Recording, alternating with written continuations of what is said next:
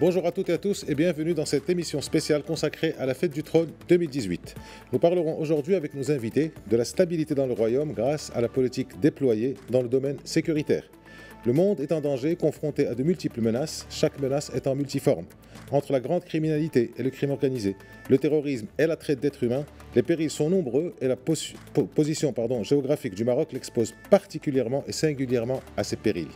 Le succès de la politique sécuritaire au Maroc, qui a connu son dernier attentat terroriste en avril 2011 à Marrakech, tient à une démarche progressive et multidimensionnelle.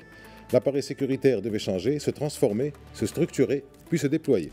Cela a été fait tout au long de ces 20 dernières années, aboutissant au final à une plateforme sécuritaire qui ne protège pas seulement le territoire national, mais aussi ceux de ses alliés et amis.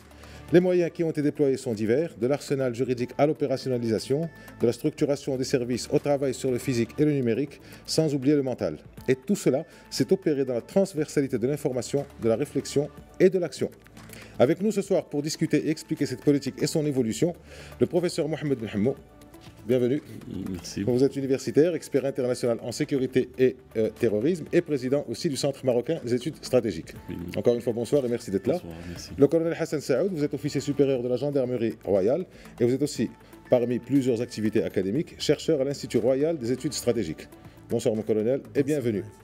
Avant de commencer notre discussion, je vous propose cet encadré réalisé par Oumeima Sbila sur la sécurité et la stabilité du Royaume du Maroc. Bienvenue. Depuis l'intronisation du roi Mohamed VI, le Maroc a adopté une politique sécuritaire anticipative. Le royaume a mis en place une stratégie globale basée sur la bonne gouvernance sécuritaire. Une approche qui a fait du royaume un acteur majeur dans le domaine de la lutte contre le terrorisme. Le Maroc a réussi entre 2002 et 2017 à démanteler 174 cellules terroristes et à déjouer plus de 352 projets destructeurs visant à porter atteinte à la sécurité du royaume. Et la modernisation des infrastructures de sûreté, la proximité de la police avec les citoyens et l'exécution du plan d'action en matière de répression des crimes et du renforcement du sentiment de sécurité ont été au cœur des réalisations de la Direction générale de la Sûreté nationale. En ce qui concerne la poursuite de la modernisation des infrastructures de sûreté et la police de proximité, la DGSN a créé entre 2016 et 2017 13 brigades régionales de recherche et d'intervention. Elles sont spécialisées dans les interventions de crise et les grandes affaires criminelles. Autre signe du renforcement de la bonne gouvernance sécuritaire, la création du Bureau central des investigations judiciaires en mars 2015, qui est devenu une référence en matière de lutte contre les réseaux extrémistes. Une structure qui a réalisé un bilan remarquable, plus de 800 présumés terroristes arrêtés et 51 cellules terroristes démantelées. La quasi-totalité des indicateurs est positive et reflète le travail remarquable entrepris par les différents éléments du Bureau central des investigations judiciaires. Et le souverain accorde une importance particulière à la sécurité. Sa visite au siège de la Direction générale de la surveillance du territoire national en témoigne. Une visite visant à saluer les efforts et les sacrifices considérables consentis par les membres de cette institution sécuritaire et à doter celle-ci des moyens nécessaires pour qu'elle puisse accomplir sa mission. Et ce n'est pas tout, le souverain a également inauguré le nouvel institut de formation spécialisée de la DGST. L'objectif principal de l'institut est d'assurer la formation policière spécialisée dans le domaine du renseignement. L'établissement dispose des dernières technologies de formation en enquête criminelle, en interrogatoire et en interception de communication. Merci pour votre attention. C'était un encadré de Oumeima Sbila. Tout a commencé le 12 octobre 1999, très précisément, quand le roi Mohamed VI avait délivré un discours important, historique, en ce sens que tous les Marocains s'en rappellent. Je parle du nouveau concept de l'autorité. Voici ce que disait Sa Majesté le roi. Nous voudrions à cette occasion expliciter un nouveau concept de l'autorité et de ce qui s'y rapporte, un concept fondé sur la protection des services publics, des affaires locales, des libertés individuelles et collectives, sur la préservation de la sécurité et de la stabilité, la gestion du fait local et le maintien de la paix sociale. Cette responsabilité ne saurait être assumée à l'intérieur des bureaux administratifs qui doivent, au demeurant, rester ouverts aux citoyens, mais exige un contact direct avec eux et un traitement sur le terrain de leurs problèmes en les associant à la recherche des solutions appropriées. Professeur Mohamed Benhamou, tout a commencé par là.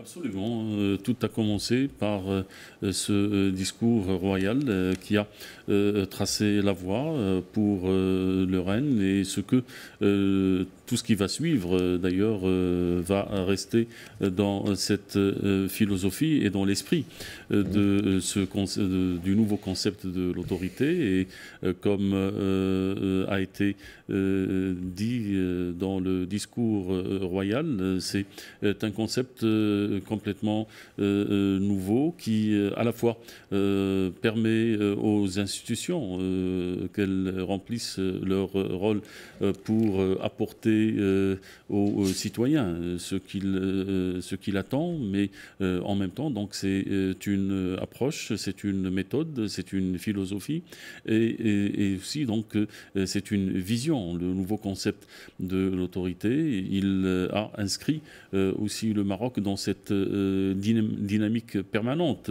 de changement, de réforme, puisque donc beaucoup de réformes vont être mises en place et vont s'installer dans des secteurs divers. Et ce nouveau concept de l'autorité a été pour le début du règne la voie tracée qui permet à la fois donc des évolutions dans ce que peuvent être les politiques publiques, mais aussi le rôle qui doit être rempli par les élites administratives, mais la place aussi du citoyen dans ce concept. Donc nous sommes dans une vision qui, bien sûr, aujourd'hui, 19 ans après, nous donne toute cette dimension des réformes, du changement que le Maroc a connu. Et aujourd'hui, donc, nous avons donc une idée très claire que le changement était une stratégie globale et que le concept qui est donc le concept d'autorité est l'esprit de ce changement. Nous sommes donc aujourd'hui avec des acquis qui, bien sûr, sont aujourd'hui avec des résultats très positifs sur pratiquement donc dans tous les secteurs, que ce soit donc sur le plan économique, social, politique et autres, et en ramenant aussi la question donc à la dimension de la stabilité, de la sécurité au pays, le concept d'autorité était à la base et il est toujours donc cet esprit et cette dynamique dans laquelle le Maroc a été placé. Très bien. Alors, colonel Hassan Saoud, Sa Majesté est revenu sur la question du nouveau concept de l'autorité dans son discours de la fête du trône du 30 juillet 2016 en disant ce qui suit. Le nouveau concept de l'autorité ne concerne pas seulement le wali ou le gouverneur ou encore l'administration territoriale, mais tous les détenteurs d'un pouvoir élu ou de fonctionnaires publics. Et je voudrais vous citer un article de la Constitution, le 38, qui dit ceci: tous les citoyens et les citoyennes contribuent à la défense de la patrie et son intégrité territoriale contre toute agression ou menace. Dans quelle mesure, Hassan Saoud, dans quelle mesure le citoyen a-t-il pris conscience de ce changement? On se rappelle que ce nouveau concept de l'autorité qui avait été décliné, expliqué et présenté en 1999, puis qui a été reconfirmé en 2016, dans quelle mesure le citoyen a-t-il pris conscience et se sent plus en confiance? D'abord, le premier discours de 1999 s'adressait à des autorités, à des agents de l'administration territoriale en tant que représentants de l'État central et donc coordinateurs du reste. Et c'est un discours que je considère comme une feuille de route. La proximité, le respect des libertés, la protection des citoyens et puis casser avec l'ancienne logique bureaucratique. Sa Majesté a préconisé que les agents d'autorité doivent aller vers le citoyen. Et donc cette notion de service public est une notion moderne. Ça a été réaffirmé dans le discours à l'occasion du 17e anniversaire de la fête du trône, où Sa Majesté implique tout dépositaire d'une fonction des services publics, qu'il soit une fonction élective ou une fonction technique, ingénieur, médecin. Et ça, c'est une vision globale de l'autorité. Et ça, le citoyen, comme vous l'avez dit, la Constitution le stipule, le citoyen est mis au centre de l'intérêt des services publics, dans sa protection et puis dans le tissage des liens sociaux et des liens de confiance. C'est ça le but. Le citoyen au centre des préoccupations de toutes les autorités, qu'elles soient administratives ou techniques. Et donc, quand Sa Majesté parle d'un rayonnement des autorités, le rayonnement des autorités, c'est-à-dire aller sur les territoires. C'est tout un travail d'exploration pour connaître mieux les articulations territoriales de leur commandement pour essayer d'y apporter des solutions. Évidemment, le citoyen, quand il sent qu'il y a des autorités de proximité, il gagne en confiance, il gagne en sécurité et puis il contribue. Et vous l'avez dit, le citoyen est un coproducteur aussi de la sécurité, ce qui est un élément important. Évidemment, en ce qui concerne les services de sécurité, comme vous l'avez dit, ils sont également interpellés parce qu'ils sont détenteurs de missions de protection du citoyen et d'un encadrement sécuritaire qui doit aussi postuler pour un lien social et un lien de confiance. Et là, je pense que dans le discours, il est fait allusion à la gouvernance sécuritaire. Alors justement, on va rester sur cette gouvernance. Professeur Benhamou, quel est le niveau académique ou de formation de nos personnels sécuritaires? Comment sont-ils formés concernant le droit, les droits, les cultes qui sont une source de basculement chez pas mal de nos concitoyens ou ailleurs? Et la formation de nos personnels donc sécuritaires est-elle uniquement faite sur le plan local ou alors est-ce qu'elle est faite aussi de la coopération sécuritaire avec les amis et alliés? C'est une formation qui répond à la nature des menaces, à la nature des défis et qui répond aussi donc à l'évolution de toutes les formes de menaces auxquelles le Maroc doit faire face. Bien sûr, comme on peut le constater depuis que le Maroc ait été touché par les attentats de Casablanca en 2003, le 16 mai, et surtout, je dirais même avec ce que les États-Unis ont connu comme attentat du 11 septembre, est né au Maroc et les orientations de Sa Majesté étaient de moderniser les services de sécurité, d'adapter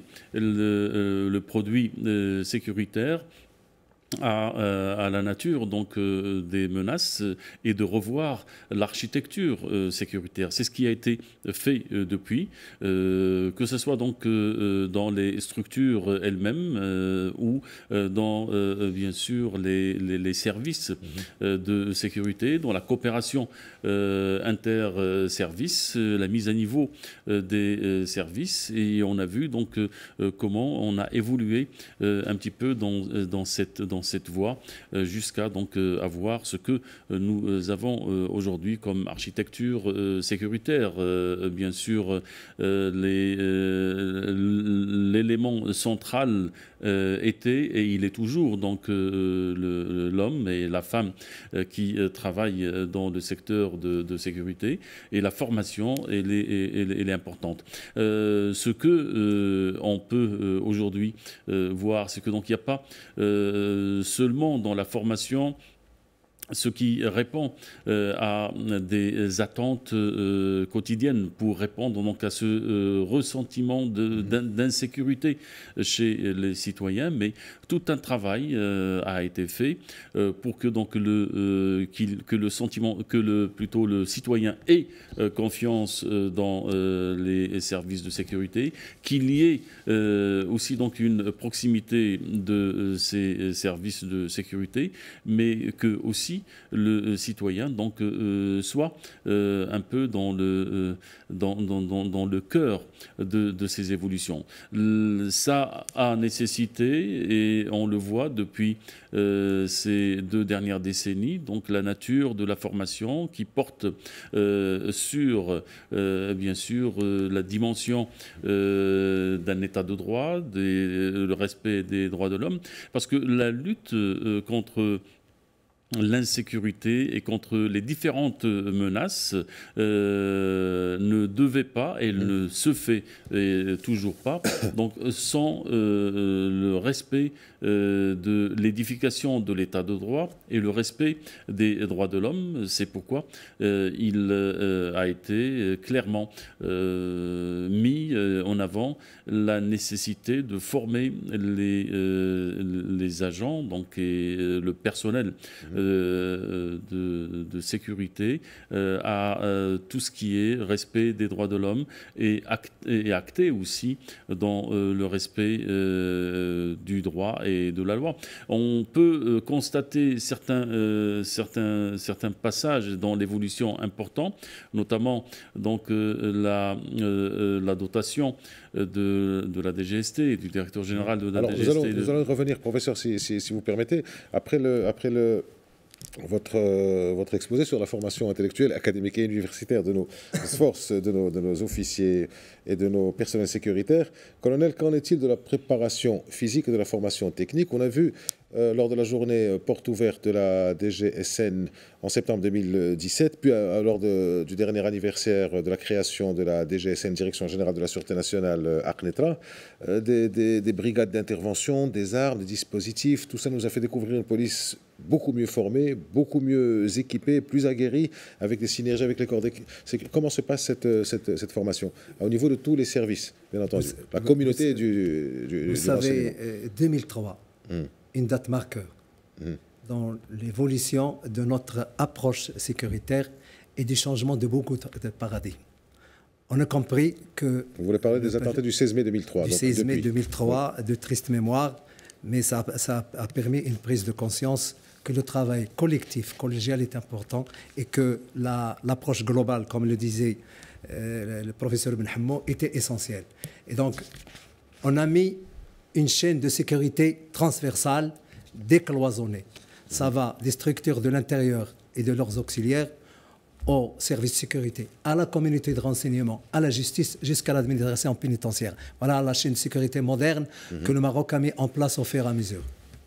Et puis, évidemment, il a fallu mettre à niveau le personnel, policier, judiciaire, sur le plan de la formation, il en a parlé, formation technique, formation professionnelle, accompagnée de moyens scientifiques, des laboratoires génétiques, des laboratoires de balistique et de dernier cri pour aider dans l'investigation judiciaire. Et nous sommes à un niveau honorable de l'évolution scientifique au niveau des enquêtes. Et puis, il ne faut pas l'oublier, il en a fait allusion, il y a une formation morale. Il y a une formation morale de respect des droits de l'homme, de respect de l'intégrité des corps humains. Ça, on en a parlé, si vous me permettez, puisque vous parlez de tout ce qui est technique et de tout ce qui est physique. Au niveau de la logistique, on a entendu parler que de moyens et équipements conçus et dessinés par le Maroc et fabriqués sur cette base-là ailleurs. Qu'est-ce que vous pouvez nous en dire plus?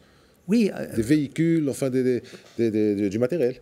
Le Maroc a fait une adéquation entre les besoins de sécurité et les moyens à mettre en œuvre. Moyens techniques, moyens technologiques, c'est très important. Et puis, toute la logistique qui suit pour mettre notre police avec un grand P au diapason des besoins.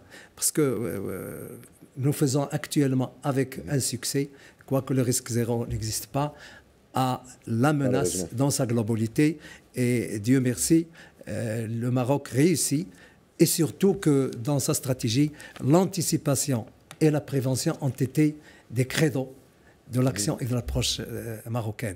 Alors, on y reviendra sur ça. Professeur Belhamour, il existe, je suppose, au niveau de la communauté du renseignement, des veilles numériques, des surveillances sur le web pour contrôler les échanges éventuellement entre terroristes ou futurs terroristes, pour suivre les processus de basculement idéologique ou fondamentaliste, ce qu'ailleurs on appelle radicalisation. Est-ce que vous pouvez nous en dire plus sur ces suivis? Comment ça se passe? Oui, bien sûr. Nous sommes justement dans une école marocaine de la sécurité, et nous sommes dans une école qui a su s'adapter aux nouvelles menaces sécuritaires et aux menaces émergentes, et qui a su se doter de tous les moyens humains et autres pour y faire face. Donc nous sommes face à des services de sécurité modernes dans leur globalité, mais surtout donc nous sommes aussi face donc à des services de sécurité du futur, et c'est ça qui fait justement donc cette spécificité des services de sécurité marocains, et c'est ça aussi qui donne à cette expertise et aussi donc à l'expérience qu'ont les services de sécurité marocains toute leur importance, et qui les met dans une bonne position dans tout ce qui est coopération internationale.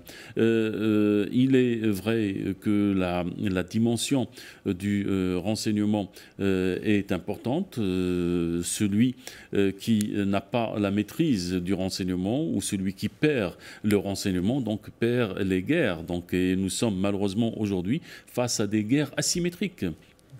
Parce que donc il y a des concepts qui ont évolué. Colonel Saoud disait tout à l'heure que des paradigmes donc ont changé effectivement, et les concepts aujourd'hui qu'on doit prendre en considération, donc ils ont évolué. Le concept de l'ennemi, le concept de la guerre, le concept de l'espace, et le concept de la sécurité défense aussi donc a évolué. Ce qui fait que ce qui aujourd'hui nous place le Maroc dans cette position, c'est cette vision que Sa Majesté a eue depuis justement donc le début du règne, et avec le nouveau concept d'autorité, et avec tout ce qui va en suivre dans cette stratégie globale anticipative, qui fait aujourd'hui que le renseignement, vous savez, le problème qui se pose aujourd'hui, donc c'est l'inflation d'informations qui existe. Le problème n'est pas donc un déficit, mais une inflation d'informations. Et il faut avoir à différents compartiments et niveaux le personnel qu'il faut, avec l'expérience professionnelle nécessaire et l'expertise nécessaire, que ce soit à la collecte de l'information, que ce soit au traitement de l'information, que ce soit à l'analyse et dans les différents autres départements, au compartiment plutôt, pour avoir ce que donc on appelle le renseignement opérationnel, et pour pouvoir donc mettre à bon escient la politique anticipative qui donne des fruits. Maintenant, tout ça donc ne peut pas réussir si vous n'avez pas la formation donc nécessaire, l'expertise nécessaire, et aussi donc si vous n'avez pas une bonne gestion de l'ensemble de votre espace territorial, une bonne connexion, une bonne connaissance de l'ensemble donc des ramifications de ces acteurs non étatiques, et qui sont plusieurs, que ce soit donc les groupes terroristes ou les groupes actifs dans tout ce qui est criminalité transnationale. Tout à l'heure, le colonel, vous-même vous parlez du citoyen au centre de tout. Très rapidement, parce que le temps nous presse, le citoyen marocain est confiant maintenant et serein dans sa sécurité. Qu'en est-il des touristes qui sont au Maroc? Est-ce que vous sentez une confiance aussi de ces touristes? Je pense que s'il n'y avait pas donc la confiance, ils n'atteindraient pas, ou ils ne dépasseraient pas les 10 millions.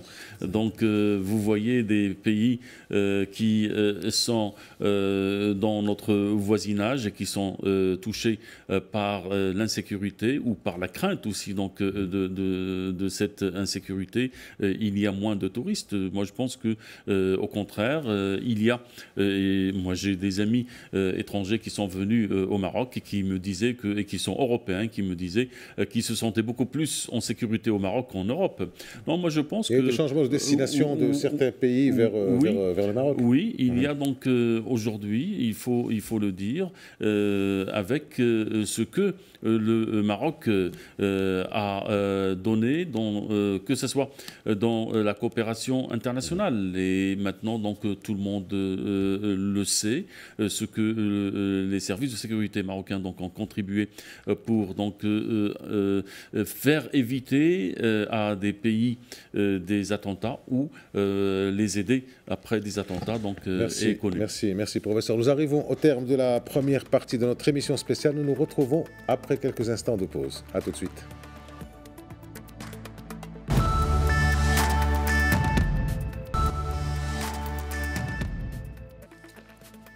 Rebonjour mesdames et messieurs, nous nous retrouvons pour la deuxième partie de notre émission spéciale consacrée à la fête du trône et articulée autour du thème de la sécurité et de la stabilité au Maroc. Nous en parlions en première partie.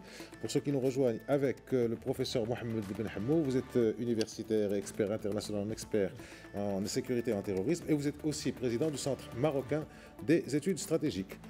Colonel Saoud, vous êtes donc officier supérieur de la gendarmerie royale et chercheur à l'Institut royal des études stratégiques. On parlait juste avant, et je vous avais dit que j'allais revenir dessus sur la modernisation des services de sécurité.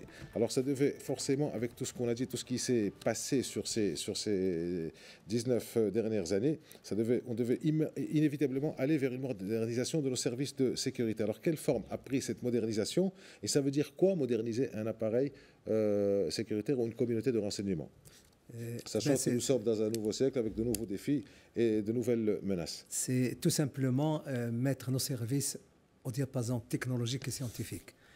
Et j'en profite évidemment pour parler un peu des progrès que nos services de sécurité ont fait sur le plan des infrastructures technologiques. Et puis de la stratégie. Nous avons, le Maroc a créé ce qu'on appelle le comité stratégique pour la sécurité des systèmes d'information. Très important, c'est toute la protection de toutes les administrations publiques ou privées contre toute atteinte ou toute transgression ou tout craquage. C'est important. Et puis, il y a une direction générale également de la sécurité des systèmes d'information. Et nous avons dans le domaine de la sécurité un organe important qui est l'unité de traitement des renseignements financiers, qui lutte contre le blanchiment et contre tous les avoirs criminels. Et nous sommes là dans une stratégie moderne qui est en adéquation avec les conventions des Nations Unies. Et nous avons évidemment un autre centre qui est chargé de traiter tous les incidents informatiques. Et il est coordonné par le ministère délégué auprès du Premier ministre chargé de l'administration de la défense nationale. Donc, technologie, technicité scientifique et ressources humaines mises à niveau de façon moderne. Voilà un peu le côté que le Maroc choisit, étant entendu que l'école marocaine a choisi d'amalgamer le technologique, l'humain. On n'a pas oublié l'humain.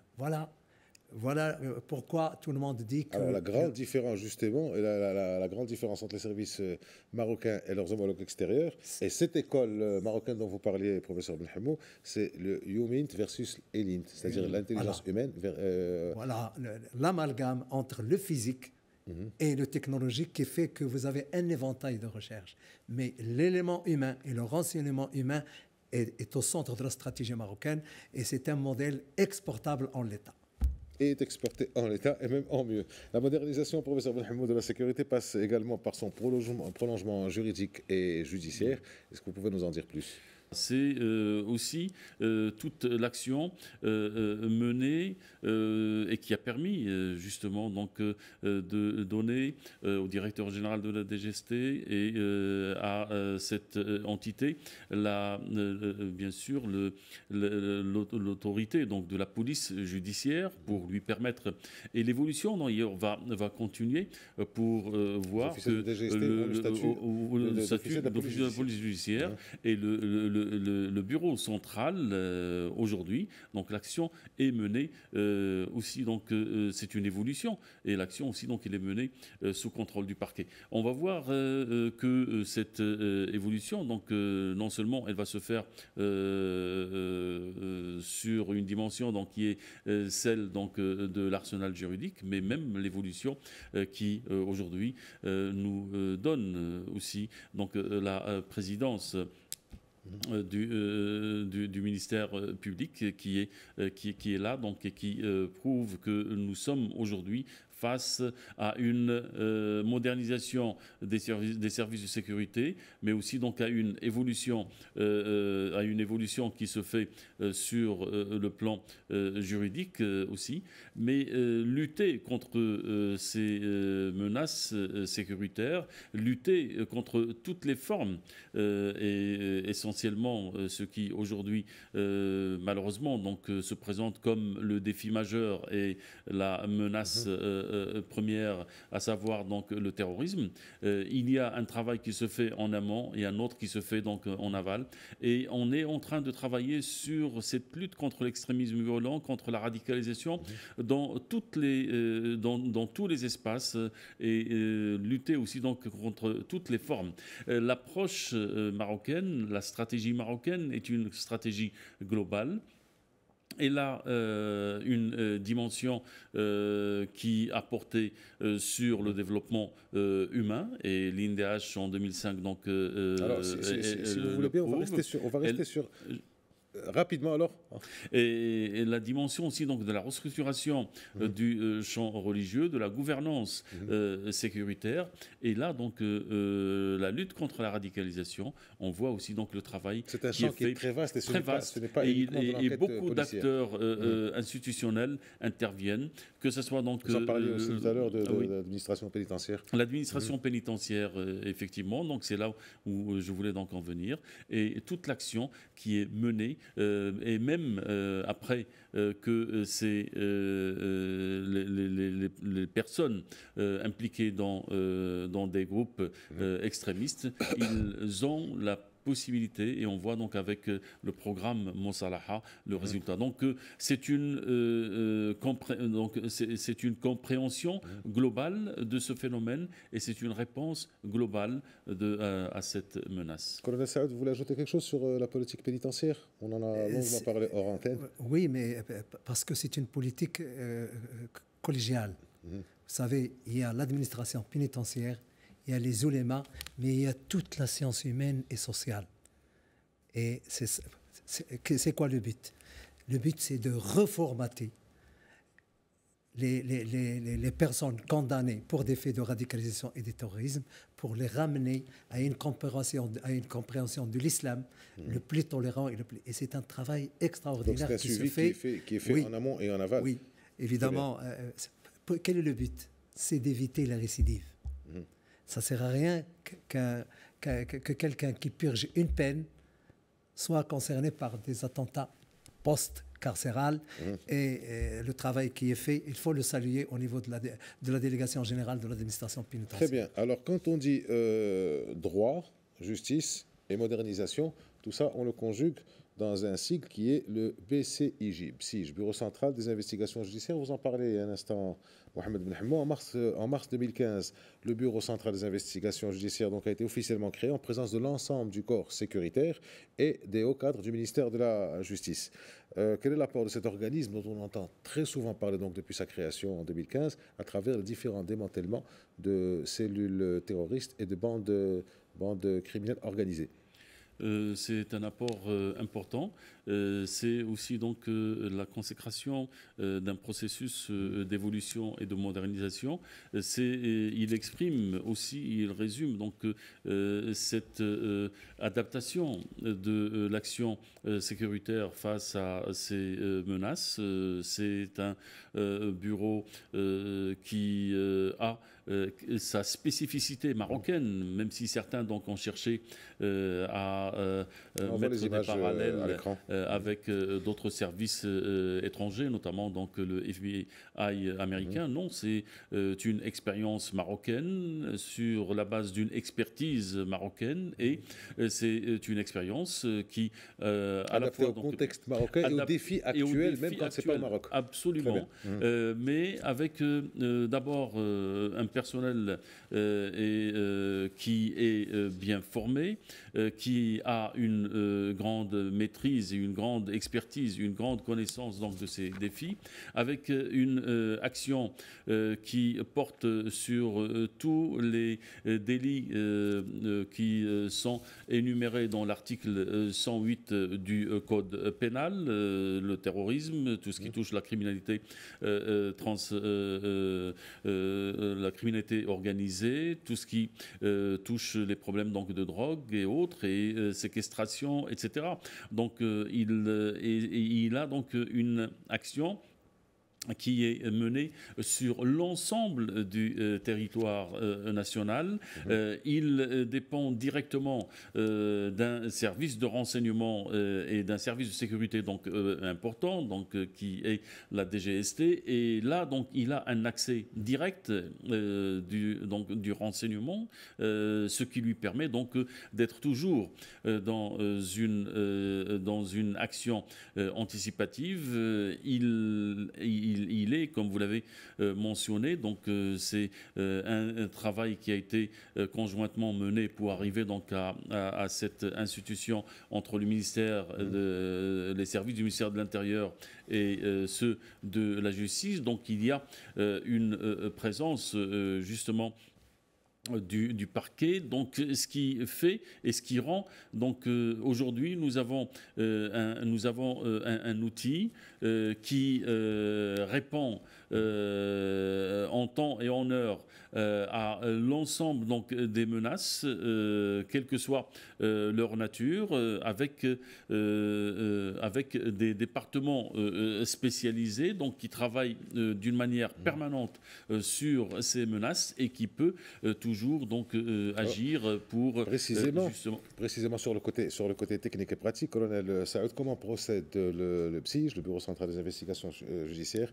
dans son action à travers la structure étroitement maillée et ramifiée des services de la communauté des renseignements, et sachant, comme on le disait tout à l'heure, que les officiers de la DGST sont désormais des officiers de police judiciaire. Alors comment procède-t-il, et quelle est la différence finalement entre le BSIJ et la BNPJ, la Brigade nationale de la police judiciaire? Oui, enfin, ils sont complémentaires, sauf que comme le disait le professeur Benhamou, le Bureau central d'investigation judiciaire a des missions précises.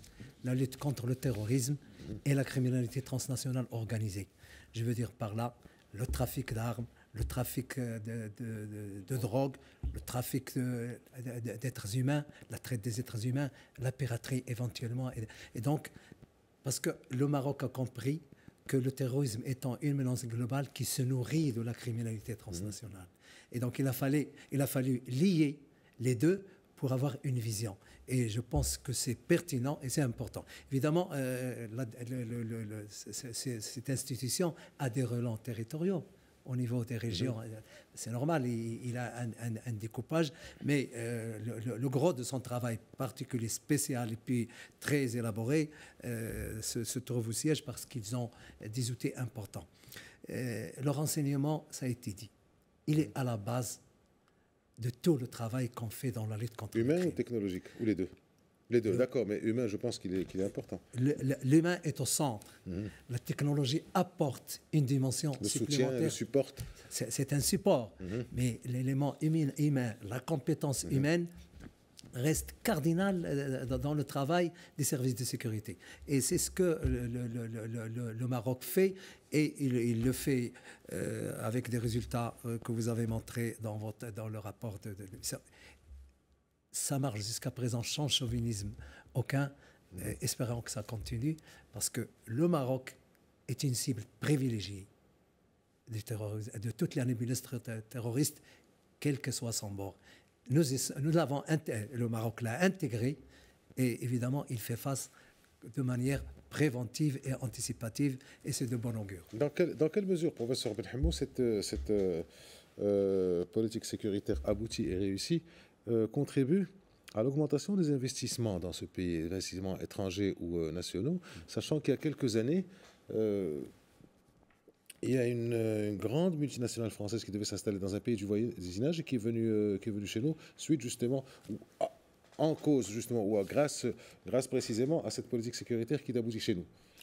Il y a une équation qui est connue. Là où il y a donc la sécurité et la stabilité, il y a le développement. Il ne peut y avoir de développement sans sécurité. Le capital aime la sérénité. Bien sûr.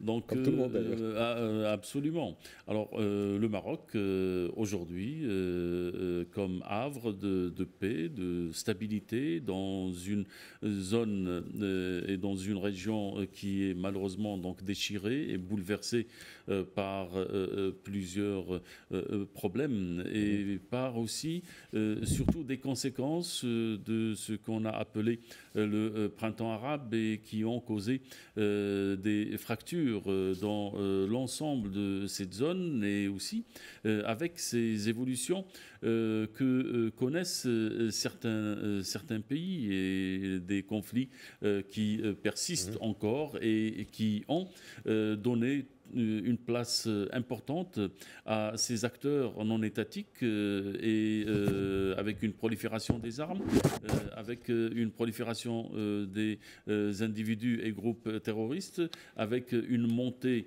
inégalée de la criminalité transnationale, avec aussi donc une situation de crise multiple dans des espaces qui sont donc voisins. Le Maroc, aujourd'hui, pays stable, pays qui a donné l'exemple de la stabilité et de la sécurité avec des services de sécurité qui ont donné donc toutes les preuves de leur efficacité, avec un modèle marocain reconnu internationalement, recherché même, convoité aussi. Il est clair que des investisseurs, c'est le paradis qu'ils recherchent. Et bien sûr, le capital, il est frileux. Et quand il trouve un pays comme le Maroc, désordre, vous savez. Personne n'aime le désordre. Dans ce cadre de la lutte antiterroriste, je voudrais revenir sur un concept. Alors, ce terrorisme religieux qui a marqué le début du siècle, colonel Saoud, c'est matérialisé donc le 11 septembre 2001 aux États-Unis, puis il y a eu les attentats de 2003 au Maroc, puis 2004 en Espagne, puis 2005 au Royaume-Uni. Est-ce que c'est de là qu'est venue donc la politique antiterroriste du Maroc et surtout de ce concept d'approche intégrée de la chaîne de sécurité? Il y a une spécificité dans ce que disait le professeur Benhamou, la spécificité marocaine de l'approche sécuritaire. Le Maroc a choisi de sécurisé par le développement et développé par la sécurité. Ça, c'est encore une spécificité marocaine. Vous voulez répéter ça? Le Maroc a choisi de sécuriser par le développement et développer par la sécurité. Merci. Et ça, ça nous différencie de beaucoup de choix stratégiques d'ailleurs. La restructuration dont vous avez parlé, la stratégie marocaine a une faculté d'adaptation au phénomène qui est extraordinairement pertinente. Il y a cette acculturation. Encore une fois, le renseignement est au centre de la décision stratégique. Le renseignement est au centre de la décision parce qu'on évolue. Vous savez, le terrorisme, la radicalisation ont une étape d'avance parce que c'est eux qui... Alors justement, excusez-moi, quand vous parlez de renseignement, c'est l'information. L'information, elle vient aussi de la coopération sécuritaire. Alors ces 10 dernières années, grâce à Dieu, nous n'avons pas eu d'attentats dans notre pays, mais il y a eu Paris, il y a eu Verviers, il y a eu Molenbeek en Belgique, il y a eu l'Espagne, puis ailleurs, il y a eu le Royaume-Uni, il y a eu l'Allemagne, la Russie, le Mali, le Burkina Faso, enfin un peu partout. Et le patron du PSIJ, Abdelhak Khiyam, n'a pas cessé d'appeler à cette coopération religieuse. Alors, professeur Benhamou, cette coopération englobe différents domaines, et principalement, ou entre autres, la coopération religieuse avec la formation des imams, l'unité doctrinale qui a été faite en Afrique, le les processus, la lutte contre les processus de basculement religieux. Il semblerait que cette approche religieuse faite d'anticipation est un des maillons les plus forts de notre école de sécurité marocaine. Absolument, parce que lutter contre l'extrémisme violent, le Maroc l'a compris dans sa globalité. C'est pourquoi le modèle marocain propose une stratégie globale qui travaille sur... Partant du principe, excusez-moi, que le terrorisme étant global, oui, la lutte contre le terrorisme doit être aussi globale. Absolument. Mais en même temps, nous sommes face à un phénomène global. La réponse doit être globale. Mais en même temps, pour faire face à cette menace et à l'ensemble de ces menaces, il faut travailler sur le court terme. Donc, c'est la gouvernance sécuritaire qui est donc une réponse immédiate. Mais il faut travailler aussi sur le long terme. Et c'est ce que le Maroc propose dans cette stratégie et ce qui a réussi. Travailler sur l'ensemble des vulnérabilités économiques, sociales et autres, travailler sur, bien sûr, la recomposition du champ religieux, avec la formation des imams, l'encadrement des lieux de culte. Et c'est ce que, justement, beaucoup de pays n'ont pas compris avant.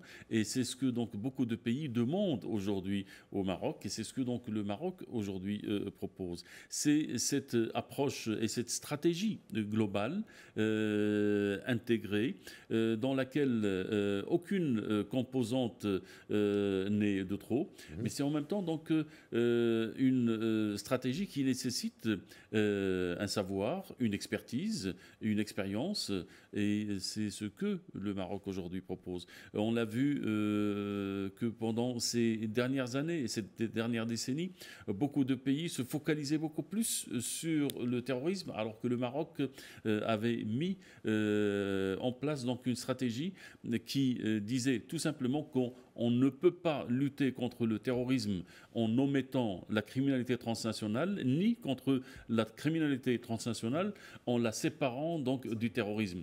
Et on a compris, le résultat, il est là. Tout le monde a compris aujourd'hui cette interconnexion entre les deux, et la lutte elle doit être globale. La même chose pour vous avez évoqué tout à l'heure certains attentats à Molenbeek et en Belgique, quand on a eu avant certains terroristes et criminels venus de ces pays, et quand le Maroc avait évoqué l'affaire Belherj par exemple, nos amis belges ont eu du mal il y a quelques années à accepter ce qu'on leur disait. Malheureusement, il a fallu des attentats dramatiques pour qu'ils comprennent. Pour qu'ils comprennent. Alors, cette coopération sécuritaire, colonel Saoud, qui intervient dans tous ces pays dont on a parlé, que ce soit en Amérique ou en Europe ou en Afrique, comment se matérialise-t-elle et dans quelle mesure on peut considérer que la présence des casques bleus marocains un peu partout dans le monde contribue aussi à cette coopération sécuritaire? Si vous permettez, pour compléter, le Maroc est très présent dans l'échiquier antiterroriste. Il a ratifié toutes les conventions antiterroristes des Nations Unies. Il est présent dans tous les organes dédiés. Il est adhérent à la Convention de l'Union africaine dans la lutte contre le terrorisme, avant qu'on y adhère. On est dans le Forum global de lutte contre le terrorisme. On est cofondateur avec la Hollande pour ce qui est des combattants étrangers. Et on est avec les États-Unis sur la sécurité transnationale dans l'Atlantique Sud. Donc, et vous qui êtes militaire au niveau des casques bleus, comment ça se présente? Les Marocains sont par exemple présents en République centrafricaine. Nous sommes le 14e. Et ils ont payé le prix du sang. Et c'est une lutte antiterroriste aussi. Nous sommes le 14e pays pourvoyeur de casques bleus dans le monde. Et nous sommes présents partout, et ça a toujours émaillé notre histoire. Au prix de mort pour la liberté, pour l'humanité et pour l'émancipation des peuples. Et je rappelle le discours royal adressé aux contingents qui partent dans ces missions de maintien de la paix. Le Maroc, en plus de ça, il a des projections humanitaires, des hôpitaux de campagne dans le dernier Arza, dans une zone où il y a un conflit, en Jordanie. Et donc, le Maroc est un excellent élève. Et vous savez, il a une expertise reconnue par l'ONU à telle enseigne qu'on fait appel toujours à lui, mais il forme spécifiquement les contingents pour tout ce qui est projection en opération de maintien de la paix. J'ajoute tout simplement... Vous avez 30 secondes pour le mot de la fin. Qu'est-ce que je vais vous dire? Nous avons une école pertinente, efficiente, efficace, dans laquelle nos services font en 2 mots une complémentarité des compétences et une synergie des moyens. Professeur Benhamou, dernier mot, 30 secondes aussi, un peu moins même. Nous avons un modèle aujourd'hui qui nous sert beaucoup dans la diplomatie sécuritaire. Nous avons aujourd'hui une expérience qui prouve que le Maroc a su s'inscrire dans le nouveau monde et a su comprendre aussi ces évolutions. Aujourd'hui, donc, on ne peut pas ne pas saluer ces hommes et ces femmes dans l'ensemble de nos services de sécurité, donc qui nous permettent, en tant que pays, en tant que citoyens, de vivre dans une stabilité, dans une sécurité que malheureusement d'autres pays n'ont pas. Et aussi, bien sûr, dire que grâce à la stratégie royale, grâce au choix de Sa Majesté, nous avons aujourd'hui donc la chance de vivre dans un pays stable et dans un pays sûr et dans un pays qui se développe. Nous saluons aussi pour notre part les forces de sécurité, la communauté du renseignement. Je pense que les Marocains aussi, quand on voit les images des gens applaudir une opération du PSIJ. C'est fini pour aujourd'hui. Merci messieurs d'avoir été avec nous. Merci de nous avoir suivis tout au long de cette émission spéciale dédiée à la fête du trône. Restez sur Medi 1 TV. L'information continue. Merci et bonne soirée.